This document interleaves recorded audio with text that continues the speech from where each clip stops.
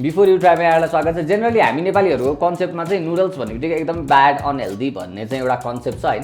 त्यो कन्सेप्ट चाहिँ यहाँको कम्प्लिटली चेन्ज हुनेवाला छ किनभने आजको हाम्रो रेसिपी एकदमै न्युट्रिएन्ट रिच छ हैन। किनभने यसमा भिटामिन सी, भिटामिन के, potassium, एन्टिअक्सिडेन्ट्स, mineral, tons of nutrients रहेको छ फर्स्ट कुरा। सेकेन्ड कुरा यसमा अब नन भेज नभइसकेपछि यसमा चाहिँ हाम्रो स्याचुरेटेड फ्याट पनि हुने कुरा भएन, एकदमै लो इन फ्याट भेज भइसकेपछि सबैजनाको लागि मिलि नै हाल्छ। अब हामीले कुन कुन इन्ग्रिडियन्ट्स युज गर्दैछौँ र त्यसको बेनिफिट्सहरू के हो त्यो हामी अगाडि कुरा गर्दै नै जानेछौँ। रेसिपी स्टार्ट गरौँ। सबैभन्दा पहिला इम्पोर्टेन्ट कुरा के भन्दाखेरि हामीले आज बनाएको रेसिपी अथवा डिस क्लोजेस्ट म्याच हुने भनेको एउटा रामेन, एउटा फ नुडल्स र एउटा थुक्पा हो। तर यो तिनटैसँग सिमिलर छैन, कम्प्लिटली डिफ्रेन्ट छ। किन डिफ्रेन्ट छ हामी त्यो अगाडि कुरा गर्नेछौँ।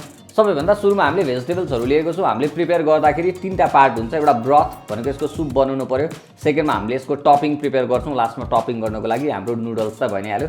सबैभन्दा सुरुमा ब्रथको लागि हामी भेजिटेबल प्रिपेयर गर्छौँ। सबैभन्दा सुरुमा मैले मसरुम लिएको छु। मसरुममा चाहिँ एकदमै धेरै भिटामिन्स र मिनरल हुन्छ भने यसले हाम्रो ब्रथलाई एकदमै राम्रो उमामी फ्लेभर दिन्छ। उमामी फ्लेभर भनेको मासु अथवा एमएसजीमा आउने फ्लेभर हो।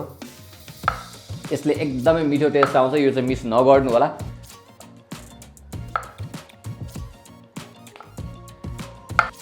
र सेकेन्डमा हामी टपिङको लागि चाहिँ यसरी काट्छौँ स्लाइस गरेर। अर्को मैले लिएको छु क्यारेट। यसलाई हामी ब्रथ र टपिङ दुवैटै ठाउँमा युज गर्छौँ। यो चाहिँ हाम्रो भिजनको लागि एकदमै राम्रो हुन्छ, आँखाको लागि। र यसले हाम्रो ब्रथमा एउटा स्विट टेस्ट पनि एड गर्छ।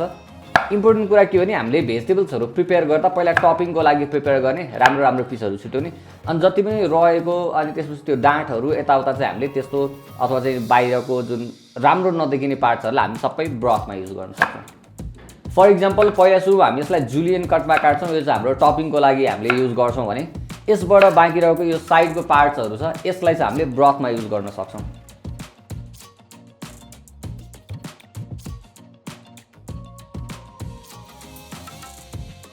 ब्रोकलीमा चाहिँ भिटामिन सी, भिटामिन के र पोटासियम हुन्छ र this is also rich in fibre. टन्न न्युट्रिएन्ट सहित यसले हाम्रो डाइजेस्टिभ हेल्थको लागि एकदमै राम्रो काम गर्छ।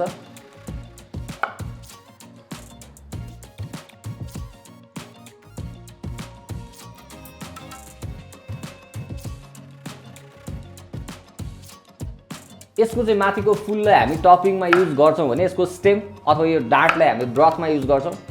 यसको डाँठमा पनि अलिकति कम भए पनि फुलमा जस्तो नै न्युट्रिएन्ट्स हुन्छ, त्यही भएर यसलाई हामीले फाल्न चाहिँ भएन।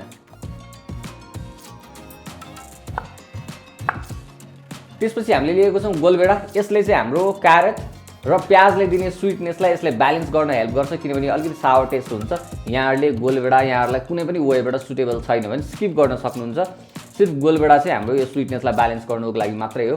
गोलभेडा छैन अथवा युज गर्न चाहनुहुन्न भने चाहिँ त्यसको सट्टा भिनेगर अथवा कुनै सावर इन्ग्रिडियन्ट चाहिँ यहाँले युज गर्न सक्नुहुन्छ। योभन्दा बाहेक हामीलाई चाहिने भनेको लसुन, अदुवा र प्याज हो। अदुवालाई मैले जुलियन कट काटेको छु भने लसुनलाई चाहिँ हामीले स्म्यास मात्रै गर्दाखेरि हुन्छ। त्यसपछि रह्यो प्याज। प्याजलाई चाहिँ हामीले रफ चप गर्न सकिन्छ। यसको साइज र सेपले हाम्रो रेसिपीमा खास फरक पार्दैन किनभने हामीले यसलाई ब्रथमा युज गर्दैछौँ। यति गरिसकेपछि हाम्रो ब्रथ र टपिङको लागि चाहिने सबै इन्ग्रिडियन्ट्स रेडी भइसकेको छ। योभन्दा एक्स्ट्रा हामीले टपिङको लागि लिफी ग्रिन्समा बक्चोय अथवा पालुङ्गो युज गर्न सक्छौँ। सबैभन्दा सुरुमा ब्रथ प्रिपेयर गरौँ। एउटा ससप्यान लिएको छु मैले, यसमा थोरै तेल राख्ने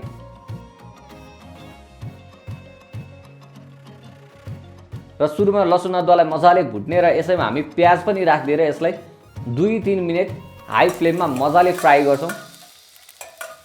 यो गर्दाखेरि यसबाट एकदम राम्रो फ्लेभर आउँछ।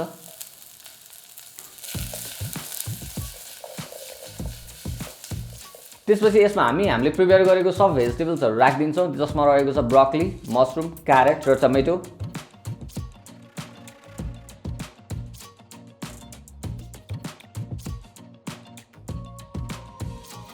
र यसलाई पनि हामी 2 मिनट जति मजाले फ्राई गर्छौँ र यसमा पानी राखिदिन्छौँ।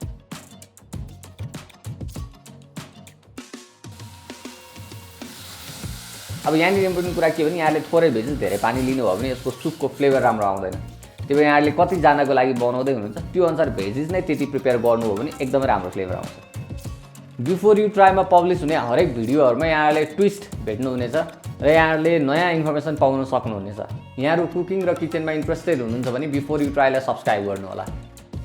यसलाई हामीले हाई फ्लेममा राखेर यो चाहिँ मजाले बोइल हुन स्टार्ट भएपछि यसलाई हामी छोपेर सिमर हुन राखिदिन्छौँ 45 मिनेट जतिको लागि। अथवा यहाँहरुसँग टाइम छैन भने यहाँहरुले यसलाई प्रेसर कुक पनि गर्न सक्नुहुन्छ।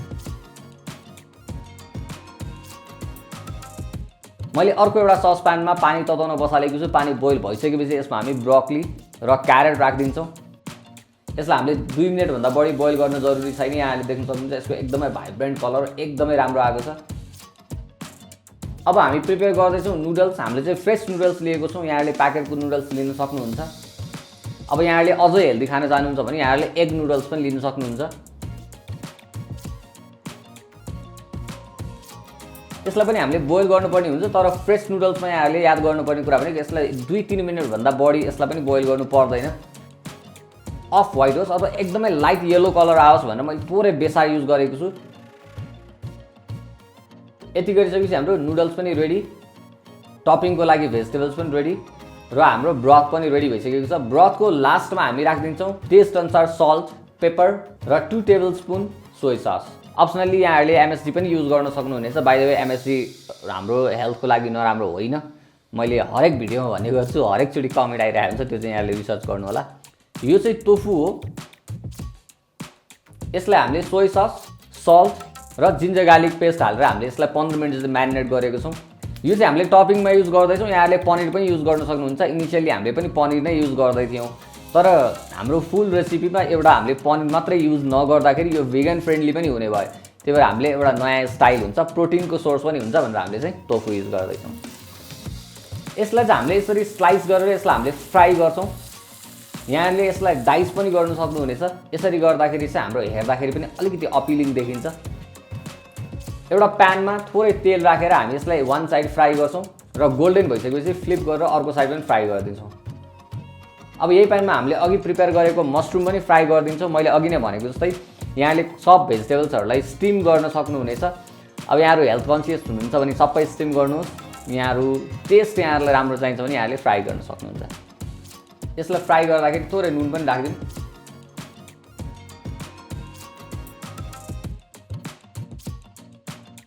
र फाइनली त्यही प्यानमा हामीले जुन लिफी ग्रिन युज गर्दैछौँ त्यसलाई पनि हामी यसैमा क्विक फ्राई गर्छौँ 1-2 मिनेट।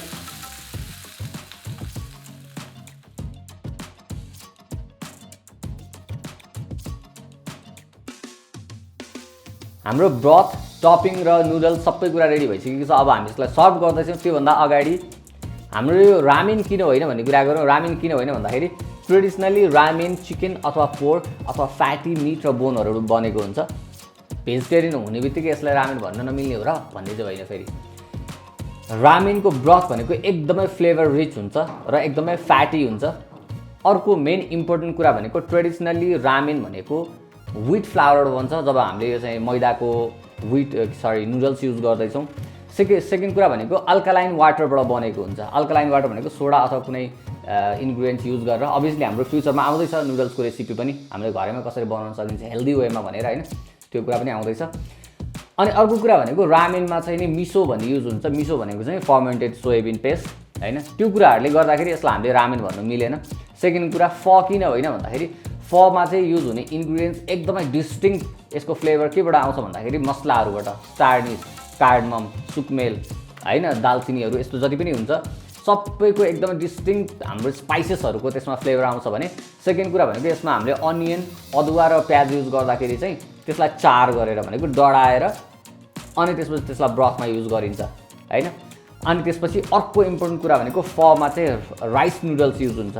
चामलको पिठोबाट बनेको चाहिँ नि नुडल्स युज हुन्छ होइन, भनेको हाम्रो यहाँ त्यो छैन। अब थर्डमा रहेको छ थुक्पा। यसलाई थुक्पा किन भन्न मिल्दैन भन्दा थुक्पा एउटा टिबेटन डिस हो। त्यही भएर यसमा चाहिँ एकदमै धेरै हर्बहरू हुन्छ। मेन भनेको त एउटा हाम्रो टिमुर हुन्छ, यसमा टिमुर छैन होइन। अनि त्यसपछि अर्को भनेको थुक्पामा हामीले टपिङ गरिँदैन, त्यो फरक भयो। अनि त्यसपछि हामीले जसरी ब्रथ प्रिपेयर गरेको छौँ त्यसमा त्यसरी प्रिपेयर हुँदैन, त्यो पनि फरक भयो।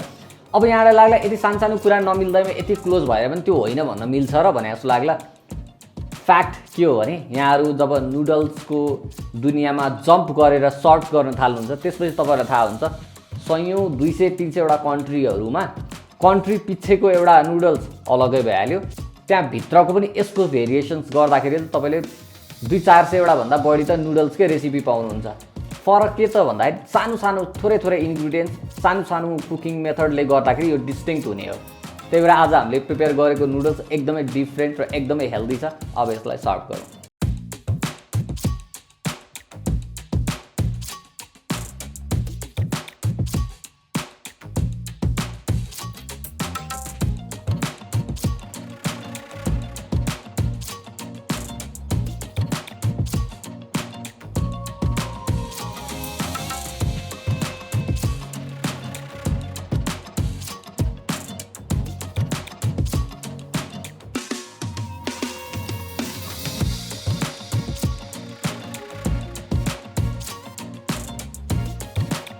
यो चाहिँ चिली ओइल हो। यसको रेसिपी यहाँले हाम्रो कोथेको रेसिपी भित्र भेट्न सक्नुहुनेछ।